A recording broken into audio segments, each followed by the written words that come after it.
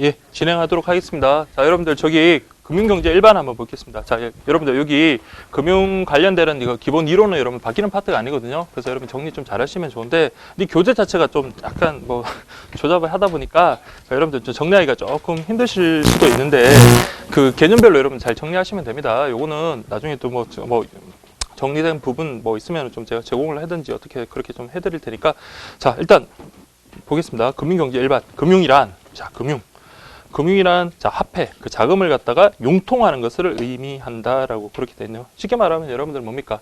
내가 여유 자금이 있으면 자금이 부족한 사람한테 대여를 해주고 나중에 그것을 회수하고 이런 뭐 일련의 과정들을 우리가 금융이라고 합니다. 자, 그냥 가볍게 보시면 되고요. 자, 금융 활동의 주체에 관련해 가지고 그게 네 부분으로 나눌 수 있다. 그럼 보시면 가계, 기업, 정부, 그리고 이제 금융기관이 이제 들어갑니다. 그래서 여기서는 금융기관의 역할이 되게 커요. 그래서 금융기관까지 이렇게 보시면 됩니다. 그래서 물론 필요에 따라서 기업을 산업별로 구분한다든가 금융기관의 성격에 따라 세분화할 수도 있겠지만 그냥 기본적으로 우리 이렇게 네 분류로 나누자. 자, 일단 가계, 기업, 정부, 그 다음에 금융기관. 우리 경제활동의 주체도 여러분들 가계, 기업, 정부, 그리고 이제 국제경제까지 가면 해외 이렇게까지 포함이 되거든요. 근데 금융활동의 주체는 가계, 기업, 정부, 금융기관이다. 이렇게 좀 보시면 되겠습니다.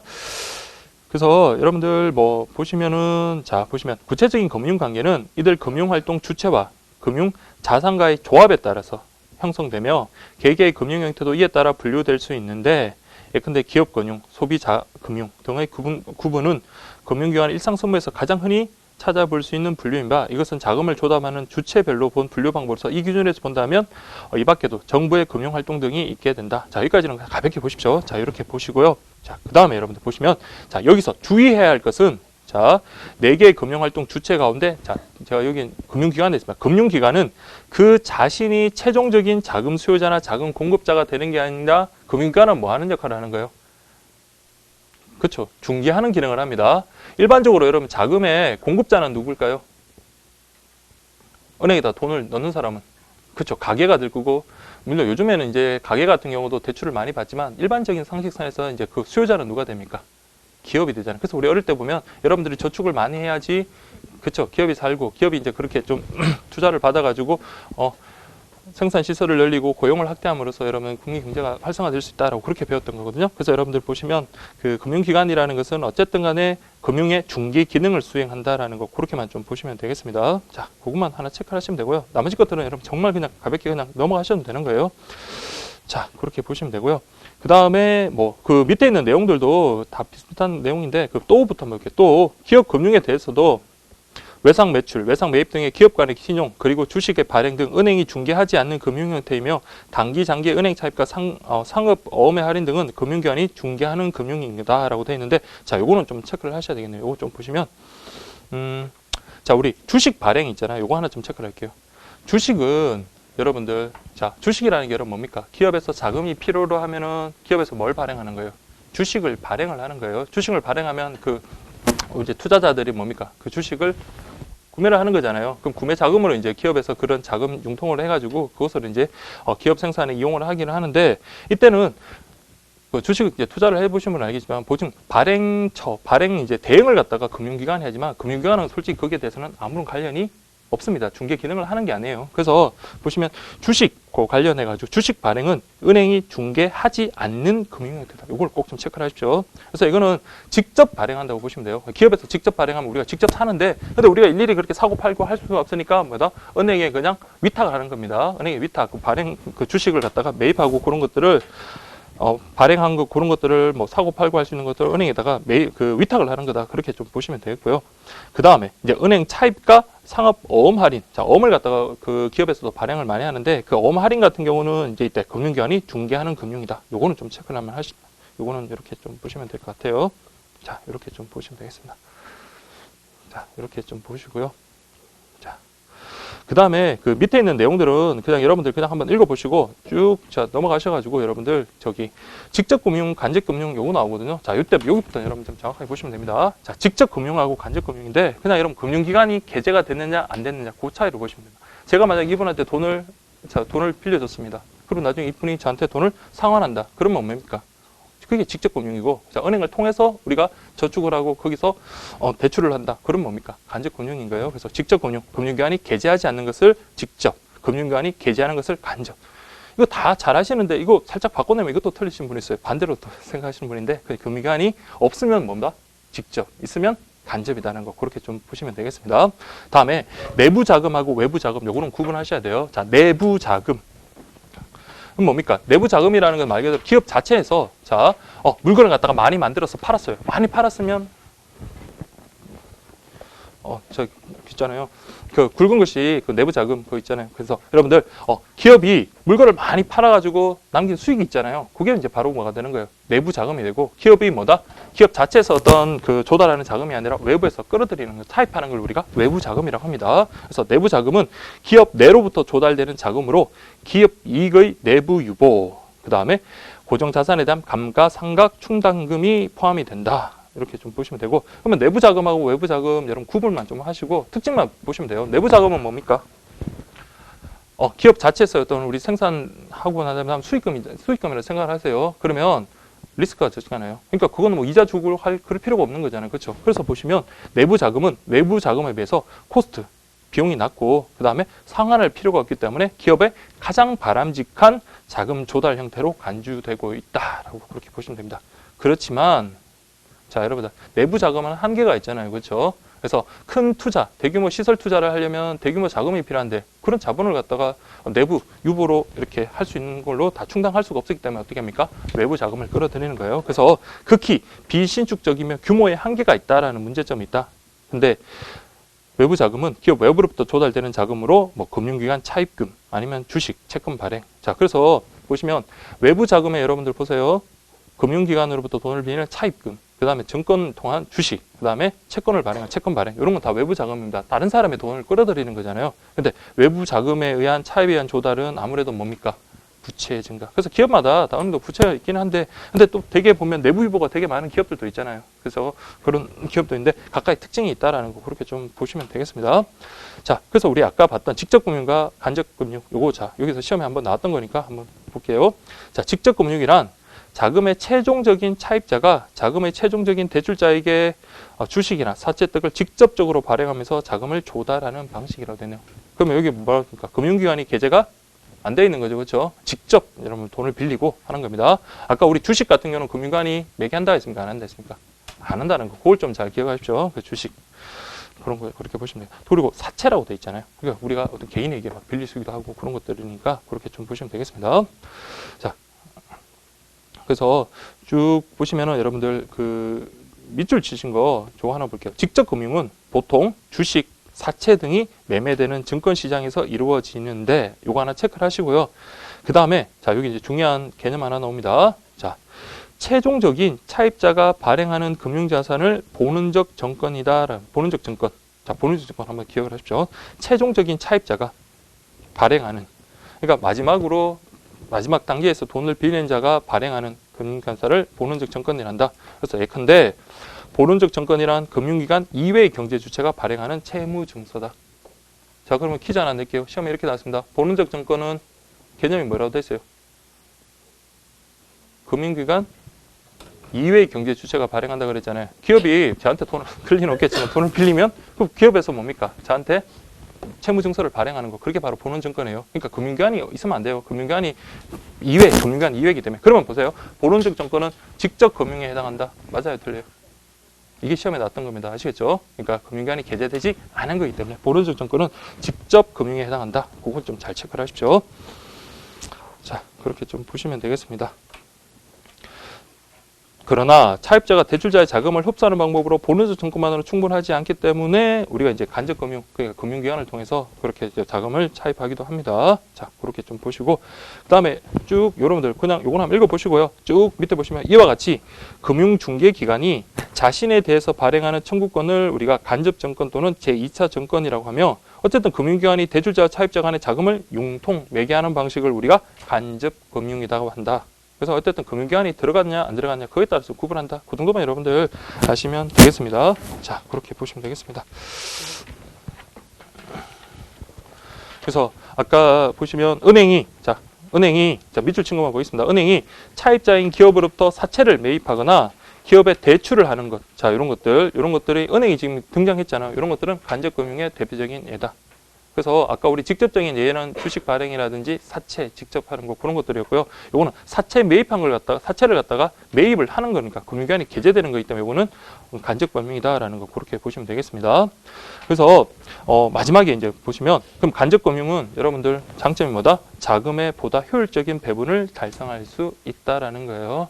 그래서 금융기관을 매개로 하면 뭡니까? 자금이 어느 정도 잉여 부분, 남는 부분이 있으면 금융기관에 예치를 하고, 그럼 금융기관에서 뭡니까? 자금이 부족한 사람한테 그것을 갖다가 조달을 해주잖아요. 그렇죠? 그러니까 어떤 자본에 있어서의 어떤 효율적 배분이 가능한 게 바로 뭐다? 간접 금융이다. 이렇게 보시면 되겠습니다. 자, 그렇게 좀 보시고요. 그 다음, 이제 금융시장과 관련해가지고, 자, 이것도 좀 정리를 좀 하셔야 되는데, 자, 금융시장이란 자금 공급자, 자금 수요자 간의 금융거래가 조직적으로 이루어지는 장소를 말한다. 그래서 이거 그래서 시장이든 은행이든 시장이 될 수도 있겠고 추상적인 공간까지 다 포함해 한다라는 그런 개념이고요. 그러면 금융자산, 금융상품이라는 것은 자, 금융거래가 이루어지기 위해서는 이를 매개하는 뭐가 필요하다? 수단이 필요하다. 그래서 우리 금융시장, 우리 은행에 가서 여러분들 금융거래가 이루어졌다는 정표가 여러분들 뭡니까? 그럼 뭘 발급해 줍니까? 통장을 발급해 주잖아요. 그죠? 그럼 통장 같은 거 그런 게 바로 하나 뭐가 되는 겁니까? 우리가 금융상품이 되는 거예요. 그래서 보시면 그 예금 증서, 그 다음에 어음, 채권 이런 것들이 바로 뭐다? 금융자산 내지 금융상품이라고 합니다. 그래서 예금 증서, 어음, 채권을 금융상품이라고 한다. 그렇게 좀 보시면 되겠습니다. 자, 그렇게 보시고 그 다음에 여러분 또 중요한 게 직접 금융거래하고 간접 금융거래. 자, 이걸 좀 구분하셔야 됩니다. 그래서 직접은 또 뭘까요? 자금 수요자가 자기 명의로 발행한 증권을 자금 공급자에게 교부하고 자금을 직접 조달하는 거고, 간접 금융거래는 역시 마찬가지 누가 개입되는 거? 금융기관이 개입되는 거 그렇게 보시면 되겠습니다. 그래서 아까 직접 금융거래 수단에는 자, 이건 암기하셔야 돼요. 주식, 그 다음 채권, 그 다음 간접 금융기관. 그러면 여러분 은행 한번 생각해보십시오. 은행 하는 것 예금, 대출 이런 식으로 좀 보시면 되겠습니다. 자, 이렇게 구분하시면 되겠습니다. 그래서 여러분들 그 오른쪽에 그 표 있잖아요. 그림이 있는데 그냥 보시면 금융기관이 개재되면 여러분들 보세요. 자금 공급자, 자금 수요자 관련해서 금융기관이 개입되면은 간접 금융시장이 되는 거고, 그 개입을 안 하고 공급자와 직접 수요자 간에 직접 다이렉트 연결이 되면 이게 이제 직접 금융시장이 되는 거예요. 그렇게 여러분들 구분하시면 되겠습니다. 자, 근데 이제 금융시장에 그 기능이 있는데 여러분 이 책에 이렇게 나와 있으니까 여러분들 이게 정리가 잘 안 됐잖아요. 그래서 이게 이제 각각의 기능들을 좀 정리를 하셔야 됩니다. 그래서 여기 보면 근데 정말 쉬운 거예요. 객관식 문제는 정말 쉬운 건데 하나만 좀 구분하시면 됩니다. 첫 번째 보세요. 금융시장 자원 배분 기능이라고 되어 있는데 그거 하나 딱 체크를 하시고 보시면 금융시장은 가계 부분에 여유 있는 자금, 여유 자금을 운용할 수 있는 수단, 그 금융자산. 아까 우리 봤던 어음이나 채권, 예금 증서 이런 것들을 제공하고 흡수한 자금을 기업을 중심으로 기업 부분에 이전시킴으로써 국민 경제 생산량을 향상시키는 뭐다? 자원 배분 기능. 그러니까 요 내용이 무슨 기능이라는 거 배치를 시킬 수 있어야 돼요. 그래서 자금이 여유 있는 것을 갖다가 필요한 쪽으로 넘겨주니까 그게 자금에 어떻습니까? 균형을 맞출 수 있는 거잖아요. 그렇기 때문에 이걸 갖다가 뭐라 그런다? 금융시장의 자원 배분 기능이다라고 그렇게 보시면 됩니다. 또한 금융시장은 소비 주체인 가계 부분에 적절한 자산 운용 및 차입 기회를 제공하여 가계가 자신의 시간 선호에 맞게 소비 시기를 선택할 수 있기 때문에서 뭐다? 소비자의 효용 증진 기능. 그러니까 소비자의 효용을 증진할 수 있는 그런 기능을 한다라는 겁니다. 그래서 우리가 집을 사야 될 때 적절한 우리 대출을 받을 수 있고 그럼으로써 뭡니까? 필요한 때에 어떤 소비자의 어떤 만족을 갖다가 효용을 갖다가 높일 수 있는 그런 기능을 하는 게 바로 금융시장의 기능 중에 하나다라는 거 그렇게 좀 보시면 되겠습니다. 그 다음에 이제 위험 분산 기능. 그래서 우리 주식 투자와 관련해서 달걀을 한 바구니에 담지 마라라고 하잖아요. 그러니까 자금을 갖다가 뭡니까? 우리 상품이 여러 개 있잖아요. 그래서 아까 지금 어음도 있겠고 채권도 있을 수 있겠고 예금도 있겠고 그런 데다가 여러 군데 분산함으로써 뭐다? 어떤 리스크에 대비할 수 있는 겁니다. 갑자기 여러분들 주식이 폭락하고 그러면은 안 되잖아요. 그렇죠? 그러니까 여러 금융 상품에다가 투자를 하면서 리스크를 줄일 수 있는 겁니다. 그래서 위험 분산 기능. 그러니까 이게 딱 내용 보면 이거 기능과 매치시키는 거는 그렇게 어렵지가 않습니다. 그래서 이렇게 보시면 되겠습니다. 자, 그렇게 보시고요. 그 다음에 다음으로 뭐라고 되어 있냐? 높은 유동성 제공한다라고 돼. 유동성이란 말은 돈이 잘 흘러간다라고 그렇게 보시면 됩니다. 그 옛날에는 여러분들 어떻습니까? 옛날 할아버지 할머니들은 돈 같은 거 막 장판 밑에다 숨기기도 하고 항아리 안에다 숨기기도 하고 그러니까 자금이 이렇게 돌고 돌아야지 이게 생산, 소비 이런 게 촉진될 건데 상아리 속에 막 아끼고 이렇게 두으니까 뭡니까? 유동성이 떨어질 수밖에 없는 거예요. 근데 우리가 돈을 갖다가 어디에다가 은행에 맡기면 은행에다 그 창고에 보관하고 있는 게 아니잖아요. 필요한 사람한테 또 제공하고 또 다시 회수하고 이런 식으로 유동성을 갖다가 높일 수 있는 겁니다. 그래서 유동성 금융자산의 한금성을 말한다. 그렇게 좀 보시면 되겠습니다. 그래서 유동성이라는 말은 또 여러분들 한마디로 현금화라고 그렇게 좀 보시면 됩니다. 그래서 은행에서는 여러분 돈 달라면 돈을 주잖아요. 그렇죠? 돈을 달라 주는데 근데 부동산을 가지고 있는 사람은 돈이 정말 필요하다 하더라도 아무리 내가 저렴하게 부동산을 내놓는다 하더라도 사는 사람이 없다면 그럼 뭐 현금화 시킬 수가 없는 거잖아요. 그런 걸 우리가 한금성이라는 말을 하기도 합니다. 그래서 유동성 제공 그게 이제 금융시장의 기능이다라는 거 그렇게 좀 보시면 되겠습니다. 자, 그렇게 좀 보시고요. 그 다음에 이제 보시면 금융시장은 금융거래에 필요한 정보를 수집하는 데 드는 비용과 시간을 줄여준다. 그래서 이런 금융 관련되는 전문가들이 이런 역할을 하기 때문에 우리가 막 어디에 투자를 해야 되고 어떻게 뭐 해야 되고 한다는 것을 공부할 필요가 물론 공부를 해야 되겠지만 그렇게 많은 시간과 비용을 들일 필요가 없는 거잖아요. 그렇죠? 그래서 정보 제공 그 다음에 정보 수집하는 드는 비용 시간 줄여준다라는 거 그렇게 보시면 되겠습니다. 자, 그렇게 뭐 시간과 비용이 크게 절감될 수 있다라고 되어 있고요. 그다음 마지막으로 여러분 볼게. 요걸 좀 체크하십시오. 자, 여러분들이 기억하실 거는 시장 규율 기능. 요걸 좀 기억하십시오. 그래서 앞으로 밑에 있는 요런 사례가 나온다면 여러분들이 요거는 금융시장의 기능 중에 시장 규율 기능과 관계 있다라는 거. 우리가 주관식 문제가 아니기 때문에 그 내용을 갖다가 여러분들 요 각각의 그 기능과 매치시키는 역할만 하면 됩니다. 그래서 지금 요 사례가 보시면 뭐라고 되냐 보세요. 시장 규율이란 차입자의 건전성을 제고하기 위해서 시장 참가자가 당해 차입자가 발행한 주식, 채권 가격 등의 시장 신호를 활용하여 감시 기능을 수행하는 것. 자, 감시 기능을 수행하는 것. 시장 규율입니다. 그러니까 A라는 기업하고 B라는 기업이 있어요. 근데 이 기업 자체가 되게 우량한 회사예요. 근데 이 회장이 A 기업이 그냥 여기서 그냥 우량한 기업 그냥 그대로 빵만 만들면 되는데 갑자기 여기 뭐 치킨 업계 그러니까 사업을 갖다 확장하고 싶은 거예요. 그래서 시장에서 A라는 기업이 이 치킨 기업인 B를 갖다가 우리가 합병한다라고 이렇게 되었을 때 그럼 보세요. 기존에 A가 가지고 있던 주식이 있는데 그 주식의 가치가 만약에 이게 올라간다 그러면은 뭡니까? A가 B에 치킨하고 빵하고 이 합병을 함으로써 뭐다? 좀 더 시너지 효과가 날 거라는 그런 어떤 시장 속에서의 어떤 판단일 거고 이 주식이 만약에 가치가 떨어진다면 뭡니까? 합병하면 오히려 뭐다? 기존의 어떤 이 우량 기업에도 손해가 끼칠 수 있다라는 그런 신호를 보내는 거잖아요. 그렇죠? 그렇기 때문에 이런 주식에서의 등락 이런 것들이 하나의 무슨 기능을 하는 거예요? 시장 규율 기능을 하는 겁니다. 그러면 이게 경고를 보내는 거야. 너네들 그냥 빵만 만들지. 오히려 빵을 만들면 아예 치킨이 아닌 뭐다? 어떤 밀가루 공장이나 이런 걸 인수하면 모를까? 전혀 관계가 없나요? 어쨌든 치킨 공장 이런 걸 갖다가 인수하는 거는 오히려 부정적인 효과를 볼 거야라는 어떤 시장에서 어떤 신호를 보내는 거잖아요. 그래서 그게 바로 여러분 시장 규율 기능입니다. 예시만 잘 보세요. 그래서 보시면 예를 들면 어떤 기업이 신규 사업을 영위하기 위해서 인수 합병 계획을 발표했는데 시장 참가자들이 그러한 계획이 당해 기업의 재무 건전성을 악화시킬 것으로 본다면 금융시장에서 거래되는 그 기업의 주식이나 뭐 회사채 가격이 즉각 하락하게 된다. 그래서 사람들이 시장 참가자들이 거기에 대해서 어떤 시각? 부정적 시각을 갖게 된다. 이게 바로 무슨 기능이다? 시장 규율 기능이라는 거. 이렇게 한번 보셔요. 그래서 이렇게 정리하시면 되겠습니다. 자, 그렇게. 그래서 이렇게 되면 그 기업이 뭡니까? 자금 조달에 부담이 높아져 가지고 인수합병을 통한 무리한 사업 확장에는 제동이 걸릴 수가 있다. 이렇게 보시면 돼요. 아시죠? 자, 그렇게 보시고 그 다음에 여러분들 금융시장의 유형이라고 되어 있는데요. 지금 이게 정리가 좀 안 돼 있어 가지고 조금 그런데 자, 근데 내용이 아직까지는 많지가 않으니까 좀 정리하기가 쉽습니다. 자, 금융시장 유형과 관련해서 자, 보세요. 금융거래의 만기에 따라서 단기 금융시장과 자본시장. 그러면 자본시장 말은 여러분들 다른 말로 뭐라고 볼까요? 장기, 그렇죠. 장기 금융시장입니다. 자본시장이라는 말 나오면 여러분들이 장기 금융시장이구나. 뭐에 따라서 금융거래의 어떤 만기에 따라서 그렇게 구분한다라는 거 그렇게 보시면 됩니다. 자, 그 다음에 금융수단의 성격에 따라서 채무증서시장과 주식, 우리가 아까 봤던 채무증서, 주식 이런 것들, 그 다음에 금융거래의 단계에 따라서 발행, 유통, 그 다음에 거래 장소에 따라서 거래소 시장과 장외시장 이렇게 구분할 수 있다라고 되어 있죠. 그래서 여러분들이 공부하실 때 책으로 그냥 이렇게 보지 마시고, 물론 제가 이게 처음 제가 여기 우편금융을 강의할 때 금융 30부터 강의했거든요. 그때 처음 이제 강의하니까 얼마나 의욕이 높았겠어요.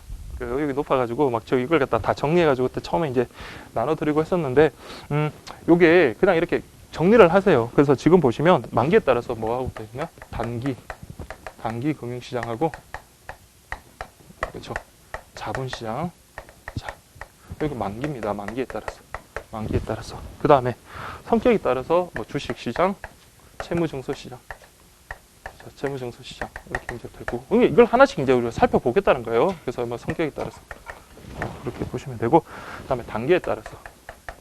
단계니까 이제 처음 발행하는 발행이고, 발행됐던 걸 갖다가 유통하는 유통시장이 있을 거고요. 그 다음 장소에 따라서 이제 그 어떤 장소가 있는 거래소 시장하고 장외시장인가요? 자, 장외시장 이렇게 되겠죠.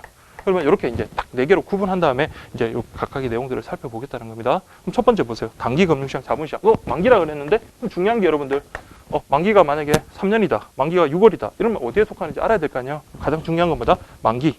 보통 만기가 1년을 기준으로 합니다. 자, 이거는 뭐다? 1년 이내. 자, 1년 이내. 자본시장은 뭐다? 1년 이상. 근데 1년 여기도 그렇지만 또 뭐다? 만기가 아예 없는 거 있죠. 기한이 없는 거. 이것도 어디에 속한다? 자본시장에 속한다라는 거. 그렇게 구분하시면 됩니다. 그래서 만기가 없는 거는 그게 바로 자본시장이다라고 그렇게 보시면 되겠습니다. 됐죠? 자, 그렇게 보시고, 자, 여기는 문제 출제하기가 상당히 좋은 파트예요. 그래서 보시면 단기 금융시장은 금융기관, 기업, 개인 등이 일시적인 자금 수급의 불균형을 조정하는데, 그러니까 단기 시장이잖아요. 일시적인 거. 그러니까 그럴 때, 급할 때 쓴다. 그래서 예를 들면 콜, 기업보험, 양도성 예금 증서 시장, 환매 조건부 채권 매매 시장, 표제보험 시장, 통화 안정 증거 시장. 아이고 머리야 이렇게 생각할 수도 있는데 자, 앞으로는 이제 계속 나올 거예요. 이 친구들이 특히 자, 여러분들 그냥 특히 이제 여러분들이 신경 써서 이제 보셔야 될 게 양도성 예금. 요거는 아주 중요하게 계속 등장할 겁니다. 콜. 자, 제가 체크하는 거 뭐죠? 콜. 콜은 무조건 뭡니까? 오람 당장 와야 돼. 콜택시 생각하시고 단기. 그 다음에 양도성 예금 정사하고 환매 조건부 채권 같은 경우는 우리 이제 금융상품 파트에서도 좀 구체적으로 다룰 거거든요. 자, 요거는 단기다. 자, 물론 다른 것까지 좀 알면 좋겠지만 그래도 어쨌든 좀 기본적인 것까지 좀 그렇게 좀 알아두십시오. 자, 요게 이제 단기 해당된다. 그래서 아까 단기 콜, 그 다음에 양도성 예금 정서, 그 다음에 환매 조건부 채권. 자, 이렇게 좀 보시면 되겠습니다. 그 다음에 자본시장은 아무래도 뭡니까? 장기 자금. 그러니까 만기가 긴 거잖아요. 그렇죠? 그러니까 돈을 빌리고 난 다음에 그 갚아야 되는 만기가 긴다. 그래서 보시면 자, 주식, 그 다음에 채권. 요것만 기억하시면 된다. 자, 요거는 주식, 그 다음에 채권 시장이 대표적이다. 그렇게 좀 보시면 되겠습니다. 그래서 국채, 회사채, 금융채. 그럼 국채는 여러분들 그냥 나라에서 발행하는 겁니다. 자, 나라에서 여기 동대문 여기 이쪽에 종로 이쪽에다가 도로 확장을 하고 싶은데 나라에 돈이 없어요. 그럼 어떻게 됩니까? 돈을 어디서 차용을 해야 되겠죠. 그러면 아니면 도로를 갖다가 건설해 가지고 나중에 이제 수익을 내고 난 다음에 그것을 갚아야 되잖아요. 그럼 뭘 발행하는 거예요? 채권을 발행합니다. 채권을 발행하기도 우리가 만기를 갖다 한 5년 뒤에는 이 채권 금액에 해당되는 금액을 우리가 돈을 이자까지 얹은 금액이죠. 그걸 갖다가 여러분들 줄 테니까 그러면 이제 수익을 낼 수가 있는 거고 그거는 만기가 당연히 긴 거겠죠. 그래서 주식하고 채권은 무슨 시장? 자본시장이라는 거 그것만 여러분 기억을 하십시오. 자, 그렇게 좀 보시면 되겠습니다. 그러면 이제 특징을 한번 살펴보자라고 했는데 자, 단기는 여러분들 어떻습니까? 기간이 짧잖아요. 그렇죠? 그러니까 리스크가 상대적으로 적습니다. 근데 장기 이거는 뭡니까? 이거 돈을 갖다 회수하려면 한 10년을 들고 있어야 10년 동안 무슨 일이 일어날지 아무도 모르는 거잖아요. 그렇죠? 그러니까 리스크가 크다라는 거. 그래서 단기 같은 경우는 뭐다? 자본 손실의 위험이 작다. 반면에 만기가 긴 금융상품 같은 경우는 금리 변동에 따른 가격 변동의 위험이 크다라고 그렇게 지금 되어 있네요. 자, 그렇게 좀 보시면 되고요. 그 다음에 뭐 주식이나 이런 것들은 그냥 가볍게 그냥 일단 보십시오. 여기는 주식은 뒤쪽에서 이제 더 채무증서시장, 주시장에서 이제 볼 거니까 그렇게 좀 보시면 되고요. 그 다음에 자, 요 표현을 좀 보십시오. 단기 금융시장과 자본시장은 중앙은행의 통화 정책 효과가 파급되는 경로로서 역할을 한다는 점에서 중요하다. 그러니까 이때는 둘 다 그렇습니다. 단기, 자본 둘 다 그렇습니다. 그래서 부연 설명이 이렇게 돼 있어요. 보세요. 자, 중앙은행의 통화 정책. 그러니까 쉽게 말하면 중앙은행의 통화 정책이라는 거는 자, 이렇게 보시면 됩니다. 자,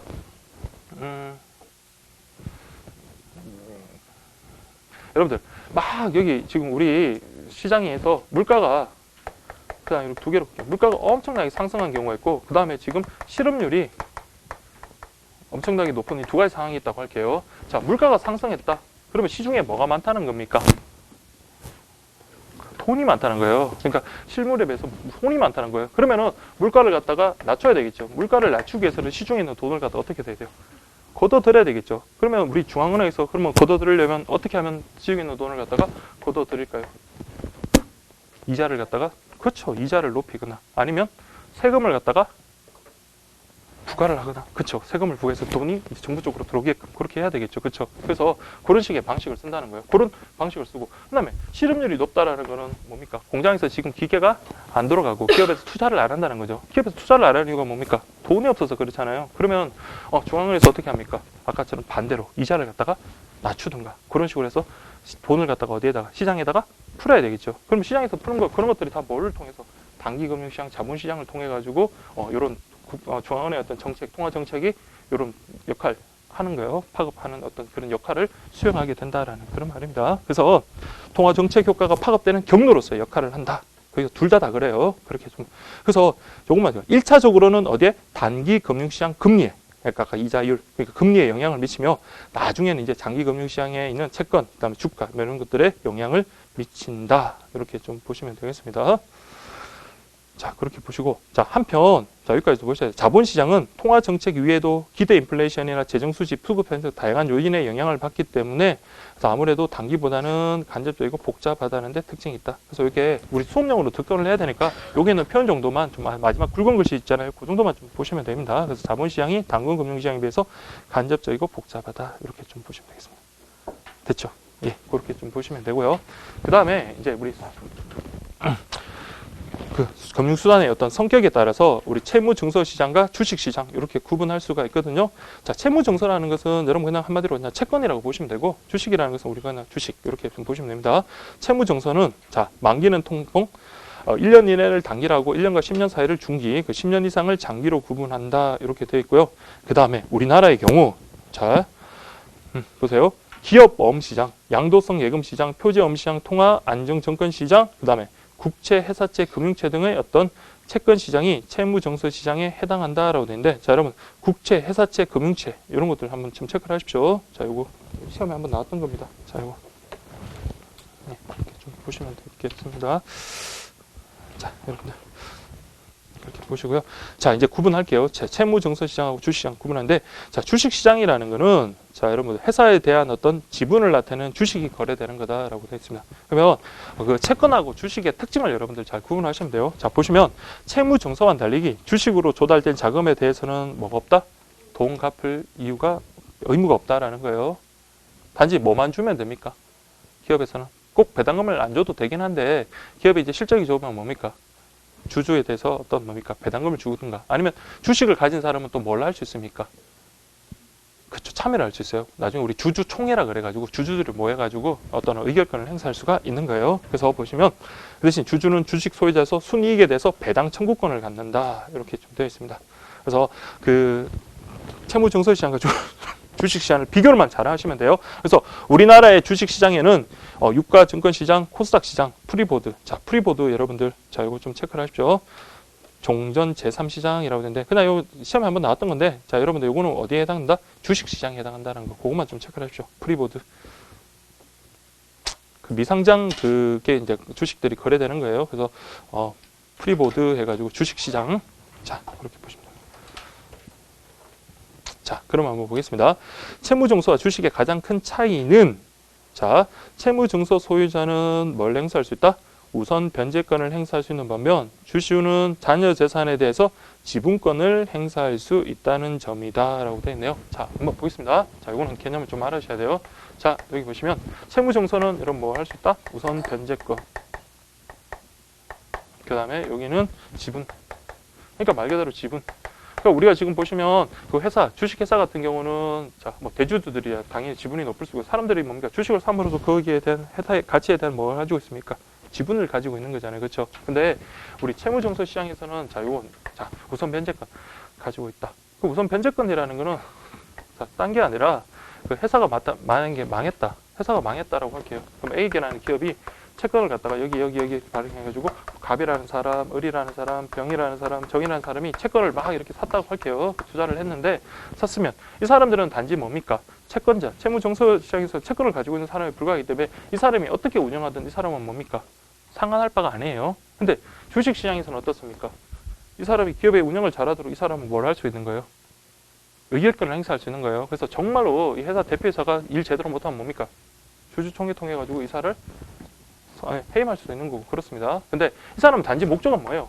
돈 받는 거잖아요. 그렇죠? 돈 받는 거. 근데 회사가 이게 쭉 해서 파산이 됐다. 이렇게 생각을 할게요. 파산이 됐다. 그럼 이 사람들은 자, 우리 채무증서, 즉 채권을 가지고 있으니까 나중에 뭡니까? 이게 파산했으면 나머지 자녀 재산이 있을 거 아닙니까? 거기에 대해서 뭡니까? 각자의 어떤 그 채권만큼의 어떤 일정한 금액을 청구할 수가 있는 거예요. 아시겠죠? 근데 주주는 회사가 망했어요. 회사가 망하면 뭡니까? 난 주식 가지고 있으니까 회사가 망한 그 남아있는 재산에 대해서 내 주식만큼 돈 달라 할 수 있습니까? 안 되는 거예요. 그때는 이제 뭡니까? 주식 가치가 하락하면서 같이 손실을 보게 되는 겁니다. 그 차이가 가장 크다는 거 그렇게 보면 되겠습니다. 그래서 우선 변제권이라는 거는 자 여러분들 다른 게 아니라 순서대로 여러분들 원칙적으로 이제 우선 변제권이라는 거는 그 순서대로 자 자기가 가진 채권에 대해서 변제를 청구할 수 있는 그런 권리다라고 그렇게만 일단 알아주십시오. 그다음에 또 확인하시면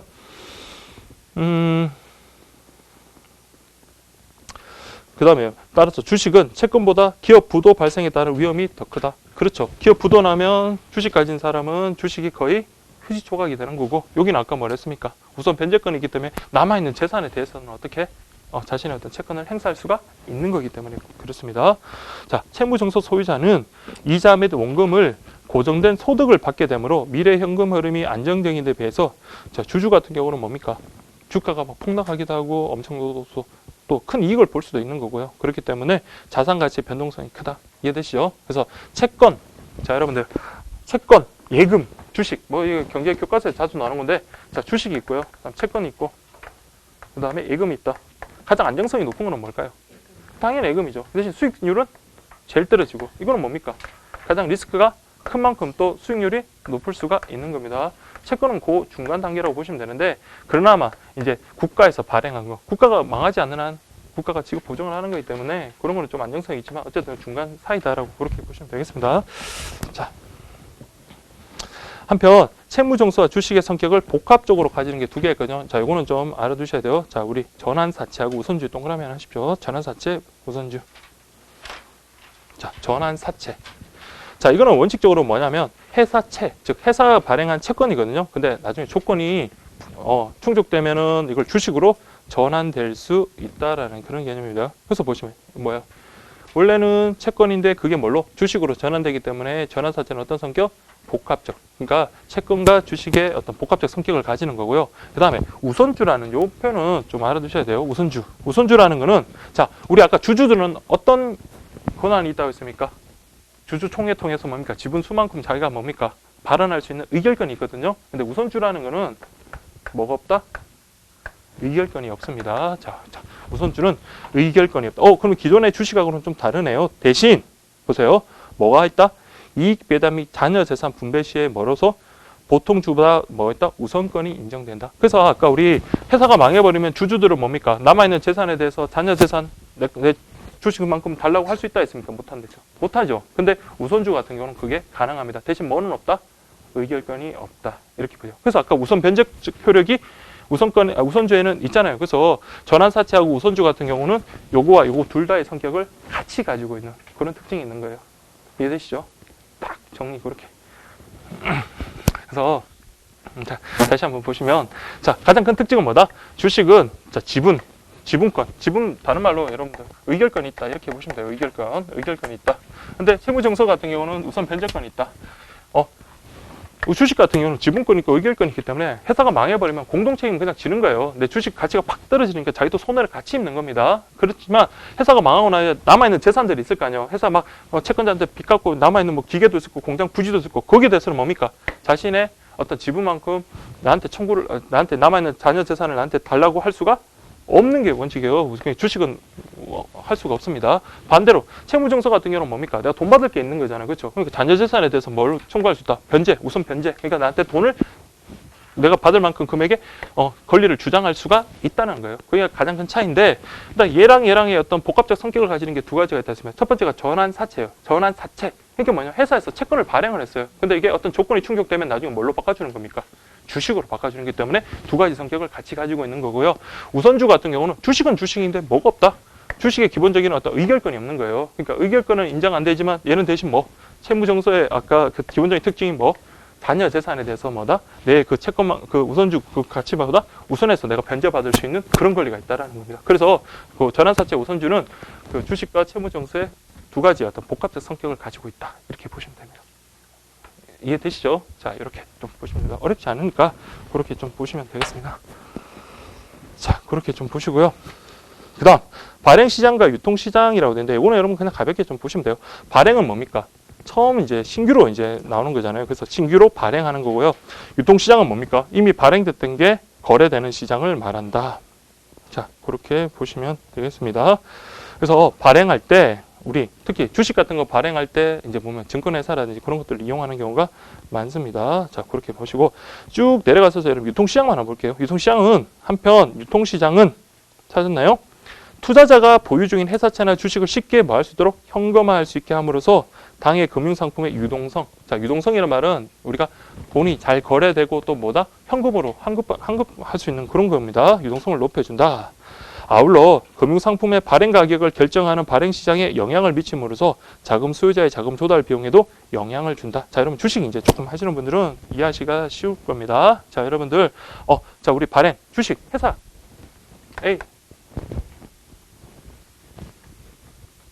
자, 보시면 A 회사가 새로운 신규 사업을 갖다가 하고 싶어요. 그러니까 어떤 새로운 투자를 갖다가 하고 싶은데 돈이 필요해요. 그렇다고 은행에서 돈을 빌리면 여러분들 이자를 물어야 되잖아요. 부담이 될 수밖에 없으니까. 그래서 뭐냐면 주식을 발행하려고요. 그 주식을 갖다가 만약에 100만 주 발행한다 하는데, 근데 100만 주를 발행하는데 이 발행 가액을 갖다가 얼마만큼 해야 될지를 잘 모르는 거예요. 그래서 주식을 발행하는 거는 여러분들 어쨌든 뭐가 되는 거예요? 발행 시장이 되는 거죠. 발행 시장. 신규로 발행하니까 발행 시장이 될 거고. 근데 기존에 여기 있던 주식들이 막 있을 거 아니에요. 그렇죠? 기존에 그 주식들이 지금 거래가 되고 있어요. 그럼 거래가가 지금 형성이 되고 있을 겁니다. 기업의 가치에 따라서. 보통 이제 일반적으로 기업의 가치에 따라서 유통시장에서 이 A 회사의 어떤 주식들이 거래가 되고 있습니다. 그러면 이 처음에 이거 발행할 때 그 기본적인 가액은 자 100만 주, 이 숫자가 100만 주예요. 100만 주인데 이거 가액을 갖다가 얼마로 할 것인지, 주식 한 잔당 얼마에 발행할 것인지는 뭐에 따라서 결정할 수밖에 없어요. 지금 현재 유통되고 있는 주식의 가격, 그걸 갖다가 기준으로 할 수밖에 없는 거잖아요. 그렇죠? 그래서 그 말이 그 말이에요. 유통시장에서 거래되는 가격이 신규 발행 시장에서의 어떤 우리가 자금의 어떤 가격을 결정하는 주요한 요인이 된다라는 그 표현입니다. 그래서 자, 여기 A 회사의 주식이 지금 5,000원 한다라고 하면 이거 처음 발행할 때 이걸 갖다 만 원에 발행해요. 100만 주를 갖다 만 원 해가지고 우리 회사 자금을 갖다 많이 끌어들여야지 하면 이건 뭡니까? 사람들이 주식을 사려고 할까요? 안 살 거야? 안 사겠죠. 그러니까 대부분은 뭡니까? 거래되는 것보다 한 4,000원 정도 이렇게 이제 발행을 하는 거예요. 그렇게 되면 사람들은 어떤 생각을 가지고 여기 4,000원만 투자하면 그 시간이 지나고 난 다음에 나중에 어떻습니까? 지금 현재로 5,000원이니까 이게 폭 내려가지 않는 한 내가 수익을 보겠구나 하고 이 주식을 막 살 거 아니에요. 100만 주에다 4,000 주니까 그러면 그만큼의 자금이 이제 어디로 들어가는 거예요? A 회사로 들어가는 거잖아요. 그렇죠? 그런 식으로 자금을 융통을 한다라고 그렇게 보시면 되겠습니다. 그래서 자, 여기는 이때가 시험에 나온 적도 없지만은 그냥 그런 개념만 그렇게 좀 확인을 하시면 됩니다. 그래서 보세요. 유통시장은 투자자가 보유 중인 회사차나 주식을 쉽게 현금화할 수 있게 함으로써 당해 금융상품의 유동성을 높여주고 아울러 금융상품의 발행 가격을 결정하는 발행 시장에 영향을 미침으로써 자금 수요자의 자금 조달 비용에도 영향을 준다. 그 투자자들은 발행 시장과 유통 시장의 가격을 비교해서 가격이 낮은 상품을 매입하게 되므로 유통시장의 가격이 높으면 발행시장의 가격도 높아져 증권 발행자는 낮은 비용으로 소요 자금을 조달할 수 있게 된다. 이런 의미입니다. 아시겠죠? 그러니까 이게 우리 은행에서 돈 빌리는 것보다 훨씬 낮은 비용으로 여러분들 자금 유통을 할 수 있다라는 거 그렇게 보시면 되겠습니다. 그 다음에 여러분들 거래소 시장. 자, 거래소 시장이라는 것은 그냥 여러분들 우리 증권 거래소 그거 한번 생각하면 됩니다. 그래서 거래소. 그러니까 모든 것들이 여러분들 그냥 하나의 시장에서 이렇게 형성이 되는 거예요. 주식 같은 것도 뭡니까? 거래소 시장에서 이렇게 막 사고 팔고 뭐 다수 사람들이 참가해서 사고 팔고 그렇게 하잖아요. 그래서 내가 삼성전자 주식을 갖다가 뭐 지금 200만 원에 내놨다. 그러면 뭡니까? 그러면 사고 싶은 사람들이 막 가서 사면 되는 거예요. 그게 이제 어떤 하나의 일정한 구역 안에서, 즉 거래소 내에서 거래하는 게 바로 거래소 시장이고, 그걸 갖다가 다른 말로 뭐냐? 장내 시장이라고 하고요. 그 다음에 장외 시장은 뭡니까? 이런 시장을 안 거치고 뭐 하는 거예요? 다이렉트로 만드는 거. 다이렉트로 그냥 사고 파는 걸 갖다가 우리 장외 시장이라고 합니다. 그래서 거래소 시장은 시장 참가자의 특정 금융상품에다 매수, 매도, 주문이 거래소에 집중되도록 한 다음 이를 표준화된 규칙에 따라서 처리하는 조직화된 상품으로 다른 말로는 장내시장이라고 한다라고 그렇게 되어 있습니다. 반면 우리나라 같은 경우 거래소 시장은 현금 거래소가 한국 거래소가 있으며 증권회사, 선물회사 이런 사람들이 회원으로 가입하여 주로 이제 주식, 채권, 선물, 옵션 상품 이런 걸 거래하고 있다. 이렇게 보시면 되고요. 그 다음에 장외는 거래소 이외의 장소. 요거는 뭡니까? 그냥 우리가 쉽게 말하면 다이렉트로 그렇게 만난다라고 그렇게 보시면 되겠습니다. 그래서 어떤 거래소 시장을 갖다 거치는 게 아니라 어떤 뭐 딜러를 거치거나 했던 이런 식으로 하는 걸 갖다 우리 장외 시장이다라고 보시면 됩니다. 그래서 보시면 크게 직접 거래, 그러니까 완전 개인 대 개인으로 하는 거랑 그다음에 중간에 뭐 브로커가 개입되는 경우, 그 딜러 브로커가 개입되는 그런 걸로 하는 점두 시장 이렇게. 그래서 여러분 점두 시장 꼭 좀 체크를 하십시오. 점두 시장. 점두 시장은 여러분들 자 시험에는 이렇게 나와요. 점두 시장은 거래소 시장이다. X 알겠죠? 점두 시장이라는 것은 딜러, 브로커가 개입되는 곳이지 어느 어떤 특정한 어떤 금융 상품에 대해서 이렇게 호가 주문에 의해서 이렇게 거래되는 그런 게 아니기 때문에 이거는 장외 시장에 해당됩니다. 장외 시장. 자 그렇게 좀 보시면 돼요. 그리고 여러분들 구분하셔야 될 게 직접 거래 시장은 자 매매 당사자 간에 어떻게 해요? 직접 개별적인 접촉에 의해서 거래가 이루어지므로 동일 시간에 동일 상품의 가격이 다르게 결정되는 등 비효율적인 면이 있다. 그러니까 말 잘하면 싸게 깎아주기도 하고 말 못하면 비싸게 받기도 하고 하는 거잖아요. 그렇죠? 그래서 요거는 직접 거래 시장은 이런 단점이 있고요. 한편 점두 시장은 아까 말씀드린 것처럼 딜러, 브로커 이런 개입되는 딜러, 브로커 간 시장과 그다음에 대고객 시장으로 구분할 수 있는데 뭐 그냥 요거는 이들 시장에서는 각각 딜러 브로커 상호 간에 아니면 딜러 브로커와 고객 간에 뭐 이런 거래도 가능하다. 요거는 그냥 가볍게 보십시오. 자, 이렇게 좀 보시고 또한 거래 가격도 딜러 브로커가 고시한 매수 매도 효과를 거래 상대방이 성낙하에 결정되기 때문에 거래 정보의 투명성이나 거래 상대방의 익명성이 낮다. 이걸 여러분 별표 주십시오. 자, 이게 이제 가장 중요합니다. 자, 거래 정보의 투명성이나 거래 상대방의 익명성이 낮다. 자, 여러분들 이제 시험장에서 이제 보셔야 될 게, 자, 이거입니다. 자, 우리 거래소 시장, 장외 시장. 자, 여러분들.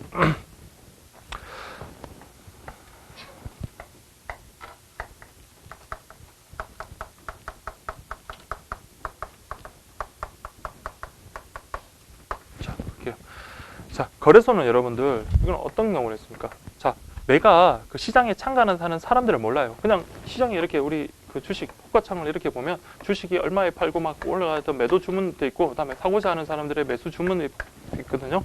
그러면 내가 주식을 뭐 당장 팔고 싶으면 낮은 가격으로 내서 그 가격에 사고 사는 사람하고 계약을 체결하면 되는 거고 만약에 높은 가격에 사고 싶으면 언제가 걸릴지 모르겠지만 높은 호가창에다가 이렇게 가격을 갖다 올려놓고 기다리면 되는 거예요. 근데 여기에 지금 이 주식과 관련해서 시장에 참가하는 사람들을 우리가 서로 압니까 모릅니까?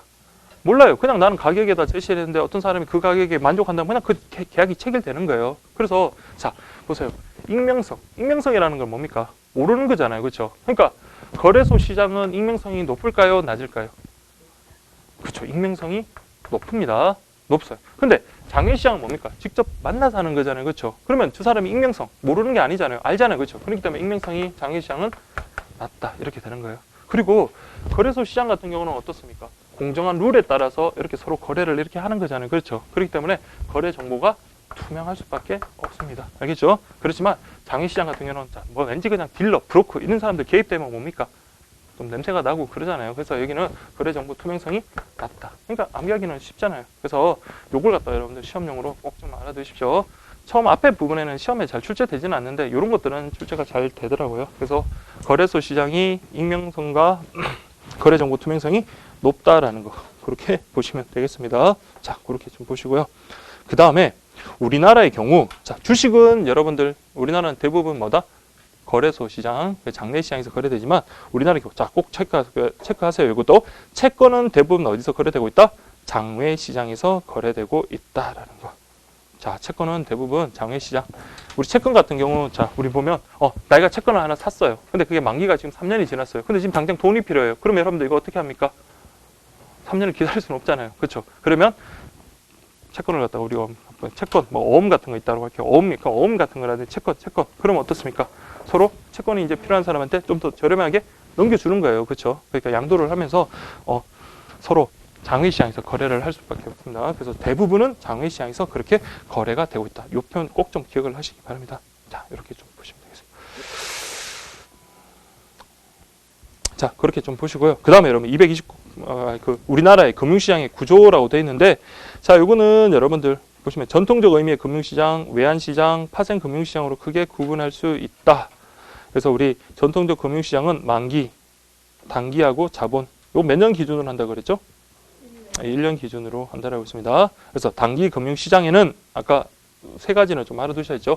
콜하고 양도성 예금증서, 그 다음에 환매 조건부 채권 매매 시장, 이런 것들. 자, 단기 금융시장이고, 자본시장은 주식하고 채권 그랬습니다. 이렇게 구분되며, 자, 다시 채권 시장은, 자, 이게 12년도에 기술됐던 거네요. 채권 시장은 발행 주체에 따라, 자, 여러분들 이게 쉽잖아요. 발행 주체예요. 그러면 누가 발행하는 따에서 국채, 국채는 누가 발행하는 거예요? 국가가 발행하는 거. 지방채는 지방에서 하는 거예요. 그러니까 지방자치단체, 알겠죠? 뭐 지방자치단체. 그 다음에 회사채는 당연히 회사가 발행하는 거, 금융채는 금융기관이 발행하는 거, 이렇게 보시면 돼요. 그래서 특수채 시장으로 나눌 수 있다. 자, 이건 뭐에 따른 거다? 발행 주체에 따라서 그런 거다라는 거, 그렇게 보시면 되겠습니다. 자, 그 다음에 이제 중요한 게 또 나옵니다. 외환시장은, 자, 외환이라는 것은 우리 자, 우리 원화, 우리나라 돈이랑 달러 이런 것들 환율을 매결해서 종류가 다른 통화가 거래되는 시장을 우리가 외환시장이라고 하는데, 자, 이거 체크할게요. 전형적인 뭐가 된다? 점두시장. 자, 우리 점두시장 아까 나왔지, 점두시장 이런 아까 뭐랬습니까? 누가 등장하죠? 여기는 브로커, 딜러, 그런 사람이 등장하는 거예요. 그래서 딜러나 브로커가 등장하는 전형적인 점두시장이다. 꼭 좀 체크를 하십시오. 그래서 외환시장은 전형적인 점두시장이다라고 그렇게 보시면 되겠습니다. 그래서 외환시장은 여러분들, 자, 요거는 그냥 가볍게 읽어보죠. 이거는 중요한 게 아니에요. 거래 당사자에 따라. 그러니까 은행하고 은행이 이루어지는 은행 간 시장과 은행하고 고객이 이루어지는 대고객 시장으로 구분할 수 있다. 뭐 당연하겠죠. 자, 그렇게 좀 보시면 되고. 근데 마지막에 뭡니까? 일반적으로 우리 외환시장은 뭡니까? 개인하고 은행이 거래하는 그 양보다도 은행과 은행이 거래하는 양이 훨씬 많겠죠. 그래서 대부분 일반적으로 외환시장이라 할 때는 은행 간 시장을 만들고, 이걸 꼭 좀 체크를 하십시오. 대고객 시장이 아니라 일반적으로 외환시장이라고 하면 은행 간 시장을 말한다라고 그렇게 보시면 되겠습니다. 자, 그렇게 보시고요. 그 다음 파생금융상품 시장이라고 되어 있는데, 이거는 쉽게 말하면 뭐냐면 리스크 줄이기 위한 거예요. 그래서 여러분들 여러 가지 파생상품이 있거든요. 그래서 여러분들 교재 보시면 전통적 금융시장과 외환시장에서 거래 결과 발생하는 뭘 막기 위해서 위험을 관리하기 위해서 활용되는 시장이다라는 정도, 그렇게 보시면 되겠습니다.